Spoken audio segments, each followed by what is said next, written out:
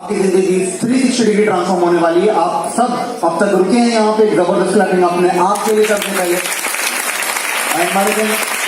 मैं बुलाना चाहूंगा हमारी ऑर्गेनाइजेशन की, कहते हैं हमारे यहाँ पे जितने भी डिस्ट्रीब्यूटर हैं उनका एक ड्रीम रैंक होता है, जैसे कहते हैं आईटीसी इंटरनेशनल टीम कोऑर्डिनेटर। और ये जो रैंक के लोग होते हैं हमारे फ्रेंड्स ऑल ओवर इंडिया के अंदर बहुत रेयर होते हैं, बहुत कम पाए जाते हैं। आज ऐसे ही शख्सियत हमारे फ्रेंड्स हमारे बीच में मौजूद हैं और उनके बारे में जितना पता उतना कम है। सर ने रिकॉर्ड टाइम किए सर, आज एक आईडी नहीं, 2 आईडी नहीं सर, 3 आईडी से आईटीसी हैं सर। रिकॉर्ड ब्रेकर सर माने जाते हैं और पूरे इंडिया के अंदर तकरीबन 18 से ज्यादा राज्यों के अंदर, स्टेट्स के अंदर सर का काम चलता है हमारे फ्रेंड्स। और आज अगर आईटीसी लेवल की हमारे फ्रेंड्स कोई शख्सियत हमारे बीच में मौजूद है, आप इतने किस्मत वाले हैं कि आपको सुनने का मौका मिला है, तो उनका वेलकम किस तरह से, किस एनर्जी में होना चाहिए, किस एक्साइटमेंट में होना चाहिए, ये मैं आपके एक्साइटमेंट को सोचता हूँ। And please help me welcome with the thunder, with the huge round of applause, the stand the Jackson Gang leader, Super IDC, business cycle corporate investor, Pankaj Wildcard, come on!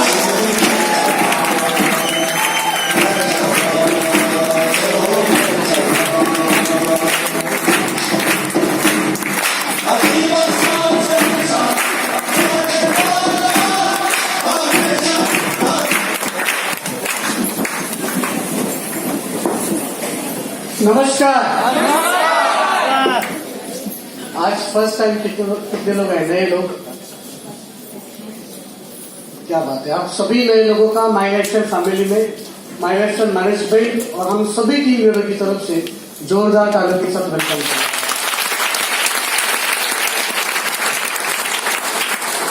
और आप लोगों के लिए good news है, जो नए लोग हैं उनके लिए मेरे पास कोई आएगा नहीं।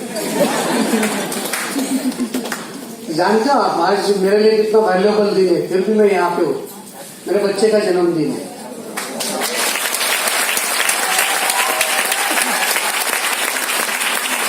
फिर भी हम यहाँ पे।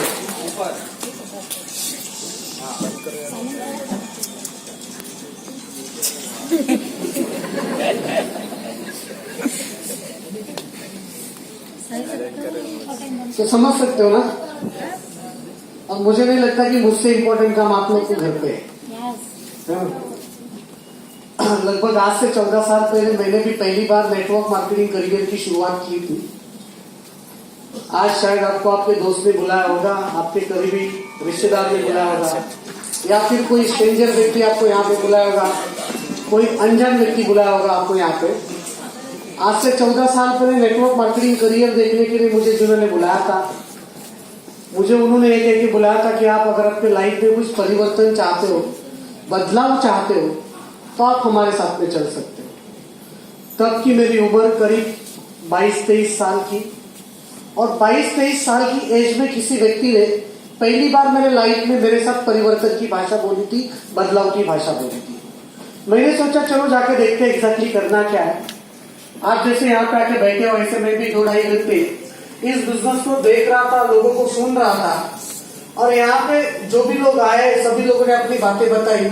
कोई भी व्यक्ति साधारण बात नहीं बोल रहा था, सभी लोग लाखों करोड़ की भाषा बोल रहे थे, बड़े बड़े सपनों की भाषा बोल रहे थे। और मैं जिस बैकग्राउंड से आया था उस वक्त, मैं जिस परिवार से बिलोंग करता हूँ, मेरा पारिवारिक बैकग्राउंड अगर बताना चाहूँ तो मेरे घर में 3 भाई, सबसे बड़ी बहन। लगभग आज से 22 साल पहले मेरे पिताजी का देहांत हुआ पैरालिसिस के अटैक की वजह से। फिर उनके बाद कुछ सालों के बाद मेरी माँ चली गई, और मेरे पिताजी जाने के बाद मैं आगे पढ़ नहीं पाया। मेरी पढ़ाई लिखाई सिर्फ 9 पास तक ही है। मी 10वीत गेलोच नाही, त्यामुळे नापास व्हायचा काही चान्सच नाही लक्षात घ्या। तो तुमच्याकडे काही लोकांना असं डाऊट यायचा की 10वी नापास दिसतंय, तो 9 पास हो तो 9 पास ही, उसके आगे पढ़े ही नहीं हम लोग। और उस वक्त मेरे परिवार में मैं और मेरे भाई मिलकर जो कमाई करते थे, बड़ी मेहनत के साथ में हमारी परिवार की कमाई जो होती थी 15-20 हजार की। और आप लोग को अच्छी तरीके से पता है 15-20 हजार में बंबई में कुछ होता नहीं है, सब एडजस्टमेंट के साथ चलता है।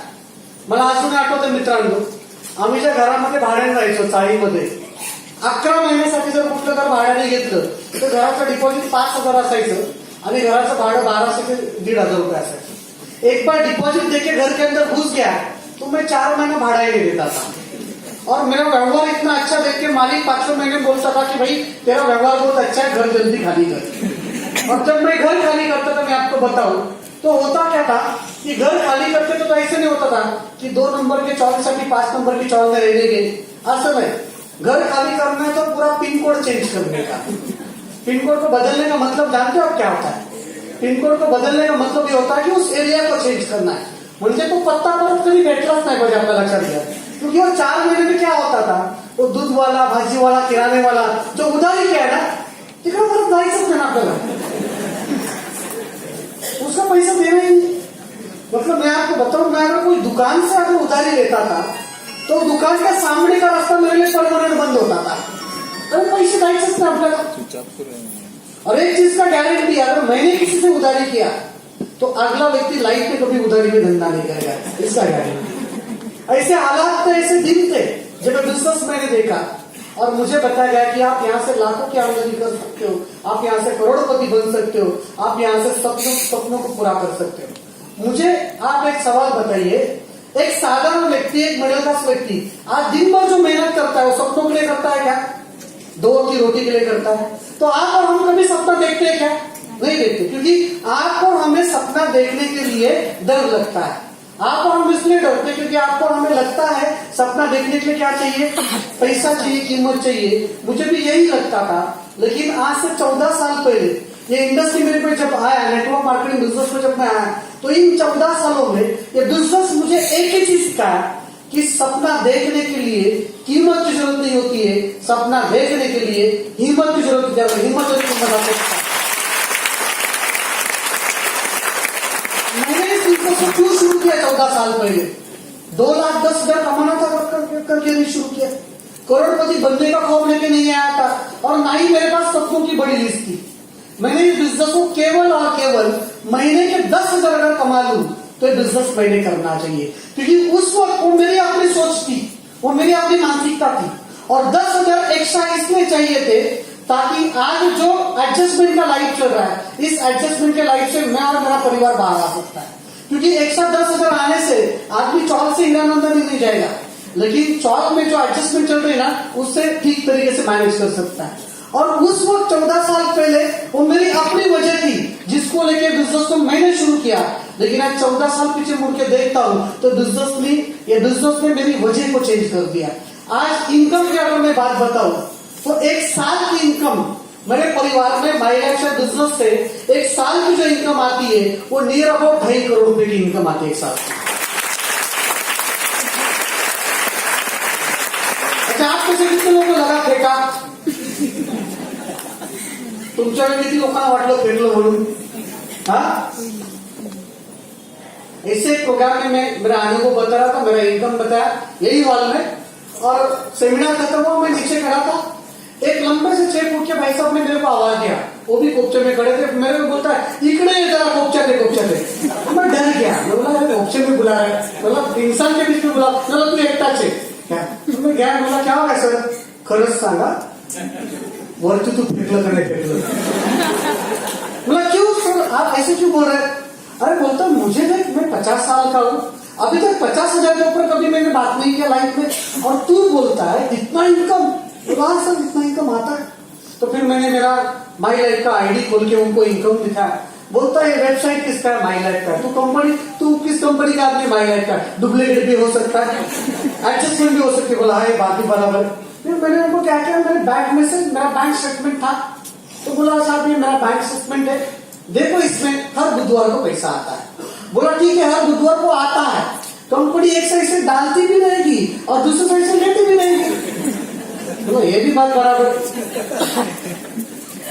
फिर मेरे बैग में और एक कागज पड़ा था, और वो कागज उनको मैंने निकाल के दिखाया। बोला साहब ये जो कागज है ना, ये इसके साथ मैं सेटिंग नहीं कर सकता हूँ, ना मेरी कंपनी सेटिंग कर सकती है। ये कागज मिलता है इनकम टैक्स की वेबसाइट के ऊपर, जिसे कहा जाता है फॉर्म नंबर 26S। और फिर मैंने उनको मेरा फॉर्म 26S निकाल के दिखाया। बोला देखो ये मेरे पर्सनल नाम पे जो बिजनेस चलता है, शंकेश वायर के नाम पे जो बिजनेस चलता है, ये उसका इनकम है। एंटरप्राइजेस के नाम पे जो मेरी डिस्ट्रीब्यूटरशिप है उसका मैं दिखाता हूँ। और फिर मैंने उनको मेरा पर्सनल नाम का 4 साल का फॉर्म 26S दिखाया। मैं क्या है ना, सामान साथ में लेके चलता हूँ, काम पे आता है। आज भी लेके आओ फॉर्म 26S। और फिर उन्होंने उनको बोला जरा कैलकुलेट करो, आप जरा कैलकुलेशन करो। तो आदमी पढ़ा लिखा था, मोबाइल लिया, कैलकुलेशन किया। मैंने बोला कितना फिगर है? बोलता है 6.5 करोड़ रुपए का फिगर है।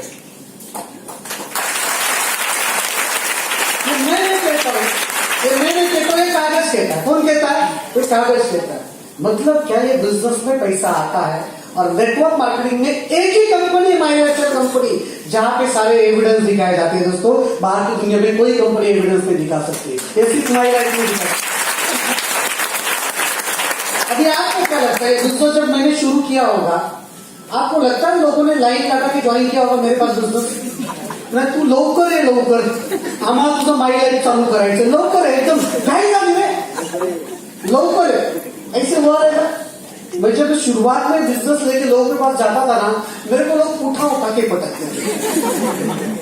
आमच्या घाटाच्या भाषेत पुसतो आपटल्या मला लोकांनी। तो माझा लाल कलरचा मर्चेंट्स वाला भाऊ आला नाही तर त्यांनी पहिला आपटला। अभी वो 5-10 मिनट कितना पॉजिटिव बात बोला उसने, एकदम पोपटा करके पॉजिटिव बोल रहा है ना। लेकिन जब शुरुआत मैंने की थी, सबसे पहले उसको दिखाया था, तो मेरे को बोलता है तू बड़ा की मैं बड़ा, असं काही करायचं नाही, परत मला सांगू नको, तू पण करू नको। और लाइफ का सबसे बड़ा गलती क्या पता है? मैंने मेरे बड़े भाई को दूसरा दिखाया, इसने इतना काटा मेरे को, इतना काटा मेरे को कि कोई आदमी को झुंडने ही नहीं मेरे सामने। पहले दिन छोटे भाई को घर पे जाके बताया मैं क्या करता हूँ। आपको क्या लगता है, पॉजिटिव पता होगा? मैं दादा बरोबर बिजनेस चालू कर, चांगला धंदा चालू केला है। अरे एकदम खतरनाक नेगेटिव बात किया। और मैं ऐसे सेमिनार से जब घर पे जाता था, एकदम मूड बना के जाता था कि लाइफ में कुछ करने का है। और ये दोनों लोग मेरे को देख के इनकी चर्चा होती थी। मेरा छोटा भाई क्या बोलता था पता है? दादा तुला काय वाटतं कंपनी किती दिवस चालेल? मेरा बडा काय बोलता था, ते 9वी शिकले ते एडे आहे त्याच्याकडून आले। आता मला सांगा साहेबांनो, इतिहास एड्यांनीच रचला की नाही? एडा म्हणून इतिहास रचला,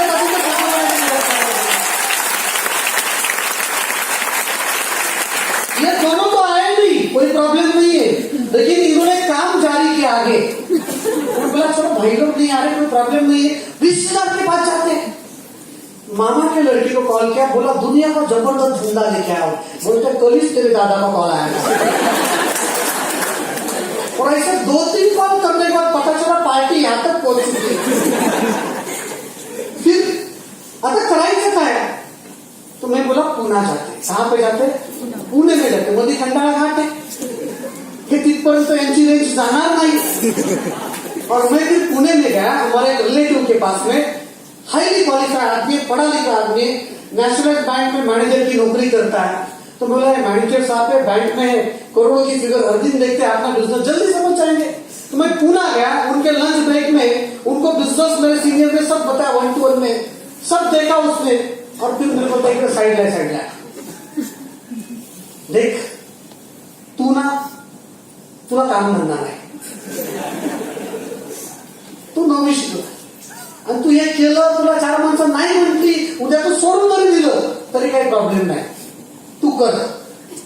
माझं कसं आहे, स्टेटस इज्जत आहे, मी बँकेचा मॅनेजर आहे आणि इथं लोक मला भेटायला येतात आणि तू सांगतो लोकांच्या दारोदारी फिरायचं। आणि हे पण करून जर लोक मला नाही म्हटली तर थोडं काय माझ्या स्टेटसला धक्का लागेल। मी म्हणलं ही पण गोष्ट बरोबर आहे, तुमचं स्टेटस आहे, काय हरकत नाही। आता आमचे भाऊ एक एनटीसी मध्ये आले होते, माहिती शिवराज, मेरा छोटा भाई है सबसे। 5 साल पहले उसका मैं एक शादी किया, छोटा शादी किया, ज्यादा बड़ा नहीं किया, 15-1 हजार लोग शादी में आए थे, गांव में शादी किया। मैं, मेरा बड़ा भाई, मेरा छोटा भाई शिवराज और उसकी होने वाली बीवी, हम लोग शादी के दिन हेलीकॉप्टर से लैंड कर रहे थे। और गांव में दूल्हा दुल्हन शादी में हेलीकॉप्टर से आने वाले, तो बहुत लोग आए थे देखने के लिए, वो भीड़ देखने के लिए। तो उसमें हमारे वो रिश्तेदार भी आए थे, पुणे वाले बैंक मैनेजर। और क्या हुआ, ऐसे हेलीकॉप्टर लैंड कर रहा था और वो रिश्तेदार के ऊपर मेरी नजर गई। वो बाइक के ऊपर बैठे थे टोपी लगा के, पीछे उनकी बाइक बैठी थी, टाकी के ऊपर उनका पप्पू बैठा था। और जैसे हेलीकॉप्टर लैंड हो रहा था, मेरा ध्यान उनकी तरफ गया, तो मैं मेरे बड़े भाई को बोला, दादा तेरे को स्टेटस कसं दिसतंय?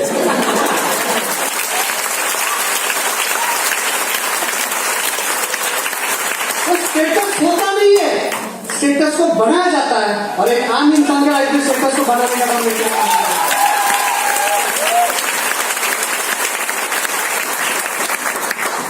देखिए आज से 14 साल पहले मैंने निर्णय लिया। आज मैंने बताया कि मेरे बच्चे का जन्मदिन है, 8वां जन्मदिन है। आज से 8 साल पहले मेरा लड़का पैदा हुआ इस दुनिया में, मेरे लाइफ का सबसे बड़ा खुशी का दिन था। मैं आपको बताना चाहता हूं कि जब ये बिजनेस में मैं आया था तो मैं बैचलर था। एक निर्णय का परिणाम क्या हो सकता मैं आपको बताना चाहता हूं। 8 साल पहले जब मेरा बच्चा पैदा हुआ, 4 दिन के बाद मेरे बच्चे को जब घर पे लाया गया, उस वक्त मेरे बच्चे ने मां के पेट से बाहर निकलने के बाद पहली बार जिस गाड़ी में कदम रखा था, पहली बार जिस गाड़ी में मेरा बच्चा बैठा था, उस वक्त उसके बाप के पास में 5 सीरीज BMW था 55 लाख रुपए।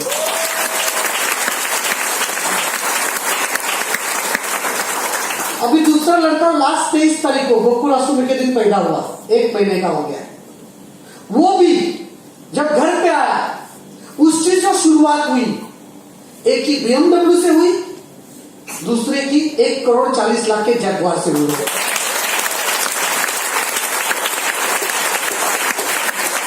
मतलब क्या कि मेरा एक निर्णय मेरे जीवन में जो खुशियां ला रहा है।